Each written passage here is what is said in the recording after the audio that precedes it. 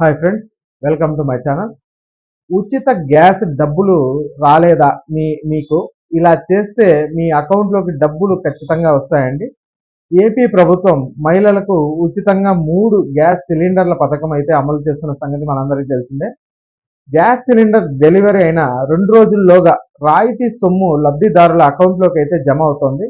అయితే కొన్ని కారణాలతో కొంతమంది లబ్ధిదారులకు ఉచిత గ్యాస్ సిలిండర్ డబ్బులు రావడం లేదు.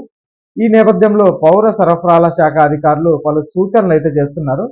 మరి ఆ వివరాలు ఈ వీడియోలో అయితే తెలుసుకుందామండి. మీరు ఇంతవరకు నా ఛానల్ని సబ్స్క్రైబ్ చేసుకోకుండా ఉంటే దయచేసి సబ్స్క్రైబ్ చేసుకోండి. దీనివల్ల నేను చేసే ప్రతి వీడియో యొక్క నోటిఫికేషన్ మీకు అందుతుంది. ఏపీ ప్రభుత్వ పథకాలకు సంబంధించిన ఏ సమాచారాన్ని మీరు మిస్ అవ్వకుండా ఉంటారు. లైక్ చేయండి, షేర్ చేయండి. మీరు ఇచ్చే ఒక్క లైక్, మీరు చేసే సబ్స్క్రిప్షన్ మాకు ఎంతో ఎంకరేజింగ్గా ఉంటుంది. వీడియోని ఎక్కడ స్కిప్ చేయకుండా చివరి వరకు చూడండి. దీనివల్ల ఇంపార్టెంట్ పాయింట్స్ అయితే మిస్ అవ్వకుండా ఉంటారు. ఆలస్యం చేయకుండా వీడియోలోకి అయితే వెళ్ళిపోదాం. ఆంధ్రప్రదేశ్ ప్రభుత్వం ఏపీలోని మహిళలకు ఉచితంగా గ్యాస్ సిలిండర్లు అందిస్తున్న సంగతి అందరికీ తెలిసిందే. దీపం పథకం కింద తెల్ల రేషన్ కార్డు ఉన్న కుటుంబాలకు ఏడాదికి 3 గ్యాస్ సిలిండర్లను ఉచితంగా అందిస్తున్నారు. సూపర్ 6 హామీల అమల్లో భాగంగా ఉచిత గ్యాస్ సిలిండర్ల పంపిణీ పథకాన్ని 2024 అక్టోబర్ 31న ఏపీ సీఎం నారా చంద్రబాబు నాయుడు గారు ప్రారంభించారండి. మార్చి 31 వరకు మొదటి ఉచిత సిలిండర్ అయితే అందిస్తున్నారు.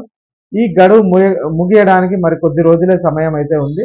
అయితే ఇప్పటికే తొలి ఉచిత గ్యాస్ సిలిండర్ పొందిన వారిలో చాలా మందికి గ్యాస్ సిలిండర్ డబ్బులు బ్యాంక్ ఖాతాలో పడ్డాయి.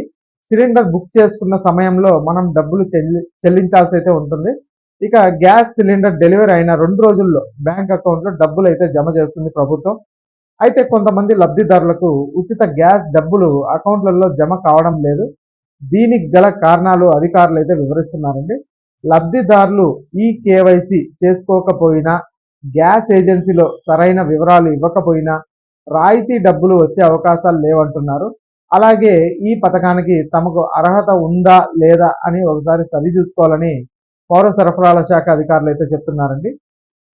దీపం 2 పథకం కింద 3 ఉచిత గ్యాస్ సిలిండర్లు పొందడానికి రేషన్ కార్డు కావాల్సి ఉంటుంది. అలాగే కుటుంబ సభ్యుల్లో ఎవరి పేరు మీద గ్యాస్ కనెక్షన్ ఉందో ఆ వ్యక్తి పేరు కూడా తప్పనిసరిగా రేషన్ కార్డులో ఉండాలని అధికారులు అయితే చెప్తున్నారు. అలాగే ఈ కేవైసీ చేయించుకోవాలని సూచిస్తున్నారండి. వీటిలో ఏవైనా తప్పులు ఉంటే సరి చేసుకోవాలని అధికారులు అయితే చెప్తున్నారు. ఇక ఈ కేవైసీ చేయించుకొని వారు వెంటనే సంబంధిత గ్యాస్ ఏజెన్సీలో ఈ కేవైసీ చేసుకోవాలనేసి అప్పుడే ఏప్రిల్లో అందించనున్న ఉచిత గ్యాస్ సిలిండర్ రాయితీ డబ్బులు పొందేందుకు అవకాశం ఉంటుందని చెప్తున్నారండి.